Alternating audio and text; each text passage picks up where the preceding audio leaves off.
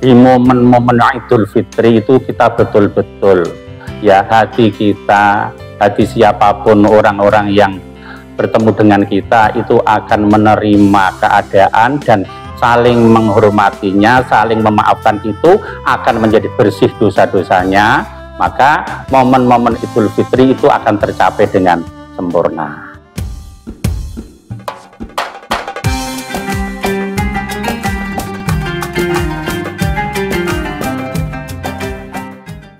Assalamualaikum warahmatullahi wabarakatuh.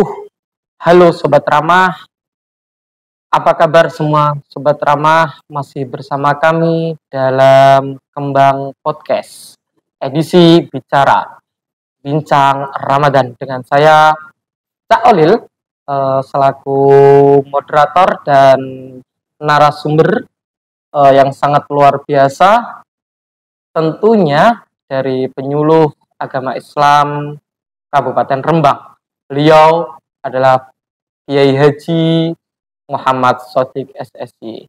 Assalamualaikum Pak Shodiq. Waalaikumsalam warahmatullahi wabarakatuh. Bagaimana kabarnya Bapak? Alhamdulillah baik, sehat. Alhamdulillah.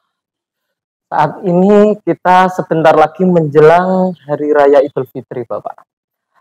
Sebelumnya pastinya kita sebagai umat Islam tentunya setelah kita melaksanakan 1 bulan puasa, ibadah puasa, akan merayakan kemenangan Hari Raya Idul Fitri. Untuk menyambut Hari Raya Idul Fitri, Bapak, yang selain kita menyiapkan pakaian dan makanan, mungkin bisa dijelaskan, Bapak, kita harus menyiapkan sebagai seorang mukmin. Itu kita menyambut hari kemenangan Hari Ramadan, Hari Raya Idul Fitri, apa, Bapak? Alhamdulillah, assalamualaikum warahmatullahi wabarakatuh, Sobat Kembang Podcast Kemenak Rembang yang dimanapun berada, yang saat ini berbahagia. Sebentar lagi kita akan menyambut hari-hari yang kita nantikan, hari yang berbahagia, hari yang dinanti-nantikan oleh semua orang, lebih-lebih umat Islam yang selama ini 1 bulan penuh telah menyelesaikan kewajibannya berpuasa Ramadan. Maka saat-saat yang berbahagia ini tentunya akan menjadikan motivasi untuk segera menyelesaikan puasa ini dan akan mendapatkan kebahagiaan itu di momen-momen yang sangat menyenangkan ini. Untuk itu yang perlu kita persiapkan ketika momen-momen Idul Fitri dan Hari Raya ini tentunya tak lepas dari sunnah-sunnah yang telah disampaikan, yang telah dikerjakan, yang telah diajarkan oleh Rasulullah Shallallahu Alaihi Wasallam. Tentunya ketika kita menjelang akhir-akhir puasa Ramadan, di mana lebih-lebih anak-anak kita persiapan Ramadan itu, yang tentunya ini menjadi tradisi bagi umat Islam, bagi keluarga yang sudah mempunyai keluarga besar dan lebih-lebih mempunyai anak. Persiapan Ramadan, persiapan Hari Raya, tentunya jauh-jauh harus jadi dipersiapkan. Sebagaimana yang diidam-idamkan ketika kita sudah memasuki bulan Rajab dulu, itu kan doa kita umat Islam itu berdoa, Allahumma barik lana fi Rajaba wa Sya'bana wa ballighna Ramadan. Lah, saat-saat yang telah kita nantikan ini sudah kita temui, dan betapa bahagianya ketika setelah 1 bulan kita ditempa di kawah candra di muka di bulan Ramadan ini, pada akhirnya kita akan menemukan kebahagiaan setelah kita berpuasa sebulan penuh. Untuk itu persiapannya ketika malam Idul Fitri, malam hari raya setelah puasa yang terakhir, tentunya ada kesunahan. Kita disunahkan untuk menjaga, mengisi malam-malam Idul Fitri itu dengan bertakbiran, dengan bersedekah, persiapan besok pagi, lebih-lebih setelah menjelang pagi. Tentunya yang tidak boleh dilupakan adalah kita mempersiapkan zakat fitrahnya. Jangan sampai itu dikeluarkan setelah khotib, ya setelah khotib sudah naik di mimbar. Tentunya ini harus dipersiapkan sebelumnya. Biasanya orang Islam itu mempersiapkan itu semua itu sudah jauh-jauh hari, biasanya mulai tanggal sepertiga yang terakhir itu sudah mempersiapkan, apalagi untuk zakat-zakatnya itu sudah jauh-jauh hari sudah dipersiapkan. Jadi ketika pas di malam Idul Fitri itu biasanya ada desi yang diberikan langsung ke mustahiknya, ada yang dititipkan di panitia-panitia yang ada di masjid-masjid, di musola-musola. Ya, oke. Itu mungkin kita yang harus siapkan. Jadi sekali lagi selain bukan hanya pakaian dan makanan, juga kita harus menyiapkan namanya zakat, gitu ya Bapak ya. Iya. Apalagi zakat fitrah itu hanya setahun sekali dan waktunya pun dibatasi. Iya. Tadi udah disampaikan kalau bisa sampai akhir sebelum khotib naik ke mimbar, gitu ya Bapak ya. Kita awal mulai masuk Ghurubi Syamsi di akhir bulan Ramadan. Itu selain itu juga malam takbiran juga kita menggemakan takbir lah.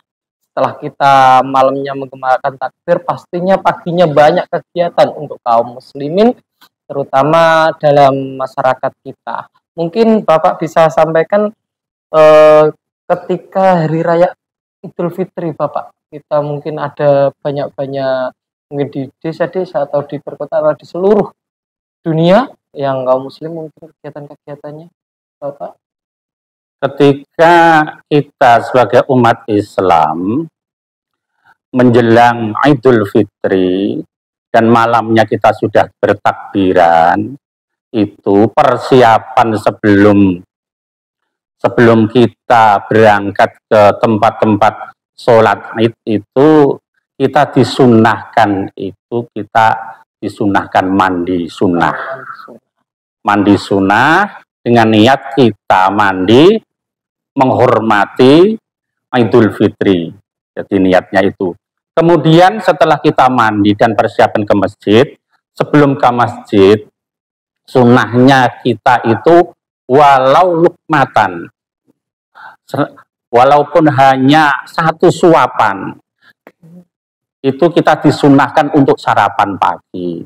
Itu sebelum ya Pak? Sebelum berangkat ke masjid, tempat-tempat sholat Id, disunahkan sarapan dulu. Karena sebulan penuh kita paginya nggak pernah sarapan. Maka kebalikan dengan hari raya Idul Adha, kalau Idul Fitri itu disunahkan sebelum berangkat ke tempat-tempat sholat, itu kita disunahkan untuk sarapan pagi lebih dahulu. Nah, setelah itu kita berangkat bersama keluarga, berangkat dari rumah bersama-sama. Kalau bisa itu disunahkan jalan yang kita lewati itu menuju ke tempat sholat itu kalau bisa mengambil jalan yang berbeda, berangkat dan pulangnya. Itu sunahnya seperti itu. Misalnya jalannya putar.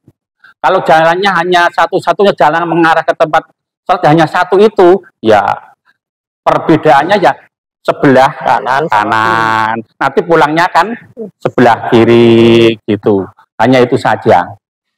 Kemudian jangan lupa nanti ketika kita bertemu saudara-saudara kita yang ada di masjid, biasanya itu kalau tradisi-tradisi yang sudah ada itu setelah selesai khotib berkhutbah itu biasanya saling ramah tamah, berjabat tangan antar jamaah. Nah, setelah itu, setelah kembali ke rumah, kita semua kan punya keluarga. Biasanya tradisi yang sudah ada itu, keluarga sendiri itu, si bapak dan si emak, itu duduk di kursi, kemudian anak-anaknya sungkeman, mohon maaf, selama kesalahan 1 tahun yang telah dilakukan baik disengaja atau tidak, memohon ampun, minta maaf kepada kedua orang tuanya. Nah, momen-momen seperti ini adalah merupakan tradisi budaya yang sudah dicontohkan oleh leluhur kita, para ulama, para kiai-kiai kita, untuk diuri-uri, dilestarikan, supaya kebaikan-kebaikan ini akan menurun pada anak cucu kita. Setelah itu, baru kita bersilaturahim dengan orang-orang tua kita, tetangga-tetangga kita, dan lain sebagainya. Sebab apa? Yang namanya silaturahim, meskipun tradisi budaya ini hanya mayoritas yang ada di Indonesia, terutama Jawa, itu ketika saya masih kecil itu teringat, sudah diajari oleh orang-orang tua caranya sungkem bagaimana cara, bahkan itu tradisi itu pada saat itu kelihatan kurang nyaman kita. Masa akan sungkem di hadapan orang tuanya, meskipun kesehariannya itu kita lewat di depan orang tua biasa saja, ya biasa nyun sewu. Tapi ketika hari raya itu sungkem. Dulu itu saya saudaranya 10 bersaudara, saya paling belakang. Jalan dengklek, kayak ketoprak. Kayak ketoprak, terus pelaku, terus gantian sungkeman pada orang tua. Momen-momen seperti ini sekarang yang sudah mulai hilang di lingkungan kita. Bahkan anak-anak sekarang itu kalau diajari seperti itu, lebay. Katanya seperti itu. Tapi ini kita harus tetap kekeh untuk mengajari anak-anak kita untuk melestarikan tradisi yang baik ini. Itu. Oh, berarti ternyata setelah kita mendapatkan penjelasan dari narasumber yang sangat luar biasa ini, pastinya kita tahu ya, ternyata tradisi bukan hanya seperti yang kita tahu saja, ternyata banyak sekali dari nenek luhur, bagaimana kita diajari untuk sungkem, kemudian kita bagaimana adat-adatnya, kesunahan-kesunahan yang ada, di mana seperti berangkat kita sholat Idul Fitri, itu pun ada kesunahannya jalannya ya Bapak ya. Berangkat sama pulang kalau bisa berbeda jalan. Ya. Itu baru ini dijelaskan oleh narasumber kita. Jadi kita jangan sampai jangan sampai terlewatkan momen-momen hari raya Idul Fitri ini. Mungkin itu Bapak, atau ada tambahan lagi kaitannya dengan kegiatan-kegiatan atau budaya? Setelah kita bersilaturahim dengan orang-orang tua kita, kalau ada yang jauh, sanak famili kita yang jauh, jangan sampai lupa bahwa momen-momen silaturahim ini ada merupakan momen-momen sebagai motivasi kita. Sebab momen silaturahim itu sebagaimana telah disabdakan oleh baginda Rasul Shallallahu Alaihi Wasallam, man ahabba ayyub satofi rizkihi wa yunsa'alau fi asarihi falyasil rahimah. Barang siapa yang ingin dilapangkan rezekinya dan dipanjangkan umurnya, maka sebaiknya silaturahimlah. Silaturahim yang di Indonesia itu sudah mentradisi dengan bahasa silaturahim itu menjadi silaturahmi. Padahal secara bahasa itu silaturahmi itu ada silah itu menyambung. Kalau rahmi ada. Kalau rahmi itu kalau dalam bahasa Arabnya itu merupakan ya hubungan apa? Seksual. Karena itu sudah merupakan tradisi yang paling tidak silaturahim itu sudah menjadi bahasa yang biasa di Indonesia menjadi silaturahim, silaturahmi itu sudah pokok Intinya silaturahmi itu ya sebabnya intinya sama. Menyambung hubungan kebaikan dengan sanak famili. Jadi jangan sampai walaupun kita itu momen 1 tahun sekali, bahkan yang jauh-jauh di luar negeri, di luar kota, itu diutamakan untuk mudik, ya, untuk mudik kata untuk menemui sanak famili, menemui orang tua. Karena momen-momen seperti ini menjadi tradisi budaya kita. Ini tentunya tradisi yang baik. Walaupun 1 tahun sekali kita akan bertemu dengan anak-anak kita, keponakan-keponakan kita, yang tidak dilupakan untuk anak-anak kita itu biasanya angponya. Iya, itu sudah anak-anak kecil itu, anak-anak kecil itu kadang-kadang biasanya yang dilihat itu sakunya pamannya, sakunya neneknya, karena akan dikasih angpo berapa. Yang penting itu bagi kita orang tua, mengajari anak-anak kita kenalkan saudara-saudara kita yang jauh. Oh, ini Pak D, ini kakek, ini bude, ini saudara dari ibu, ini saudara dari ayah. Ini dikenalkan, sehingga kebaikan-kebaikan yang kita lakukan nanti tentunya akan diwarisi dengan anak-anak kita. Oh, dulu orang tua kita itu pernah mengenalkan kepada saudara-saudara yang ada di sana, dan tugasnya dia adalah untuk melanjutkan, ya, menyambung tali hubungan kekeluargaan yang baik itu sampai kapanpun, dan nanti akan diajarkan oleh anak-anaknya lagi. Nah, kebaikan inilah yang kita temukan di momen-momen Idul Fitri ini. Begitu, Cak Khalil. Oh, momen-momen spesial ternyata ya dalam hari raya itu. Ini Bapak, ada satu pertanyaan Bapak. Ini kita di zaman sekarang kan zaman modern, Pak, ya. Yeah. Kita ada handphone, kemudian ada apa? Kita bisa video call, Pak. Yeah. Ya mungkin kalau yang luar negeri, yang apa tidak bisa kita mudik, yang dimana sudah trennya ketika hari raya itu kita mudik pulang ke kampung, ternyata ada yang tidak bisa mudik, Pak.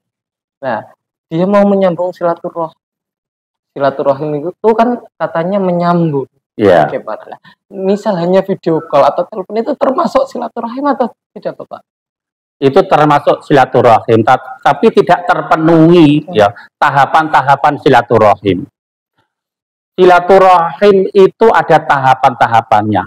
Orang meminta maaf, dan bisa maafnya itu bisa diterima dan bisa diampuni oleh Allah sepenuhnya.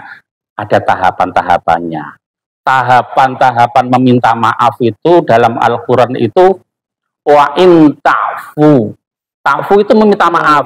Ya. Guys, mohon maaf. Bro, minta maaf. Bro, maaf ya bro. Nah, itu meminta mohon maaf secara lisan. Nah, biasanya kosong-kosong, Pak. Nah, itu namanya sudah dimaafkan, tapi tahapan berikutnya wa in ta'fu wa tasfahu. Wa tasfahu itu berkunjung dan berjabat tangan. Tahapannya berikutnya watas fahu, bisa minta maaf, kemudian berjabat tangan, bertemu, ya musafahah itu berhadapan-hadapan dan berjabat tangan, diparani ning omahe. Kemudian yang terakhir, kemaafan itu akan sempurna, wa taghfiru. Ta'fu itu juga minta maaf, watas fahu yo minta maaf, berjabat tangan, wa taghfiru dan melupakan kesalahan itu. Biasanya itu yang sulit itu yang terakhir, Pak. Yang terakhir melupakan kesalahan. Lah iya, misalnya Cak Khalil, misalnya dulu pernah dikasih sapi oleh mertuanya, kemudian tidak bilang kepada mertuanya, langsung sapinya dijual gitu saja. Ditanyakan duitin yang diuraro parae. Iya. Nah itu yang sulit. Ayo taweni sapi sepisan, taweni ping pindho didol neh ping 3. Akhirnya ngonduk maratuwane. Nah, itulah yang akan sulit untuk melupakan kesalahan itu. Dan apabila kesalahan itu sudah bisa dilupakan, maka Allah fa innallaha ghafurur rahim. Dan itu kesempurnaan tahapan minta maaf itu, kalau melalui 3 tahapan ini, maka itu sudah akan diterima oleh Allah Subhanahu wa taala. Maka orang di hari fitri itu dosanya diampuni oleh Allah dan kembali seperti bayi yang baru lahir. Oke. Saya kira itu Cak Olin. Oh gitu ya. Ya.